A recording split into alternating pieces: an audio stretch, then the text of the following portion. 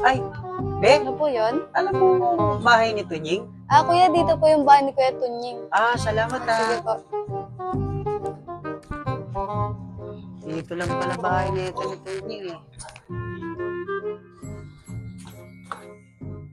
Uy, Tunying! Nandiyan ka lang pala! Tuwing, anong ginagawa mo dito? Hinahanap kita eh. O, anong hinahanap mo dyan? Wala. Tunying? O, anong problema? Hinahanap mo ang wala? O bakit? Kumikita naman ako sa wala ah. Aba. O, eto.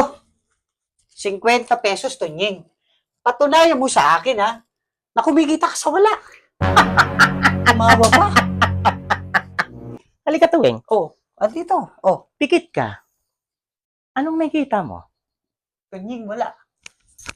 Akin na itong 50 ah. Wala nga. Asan na yung pera mo?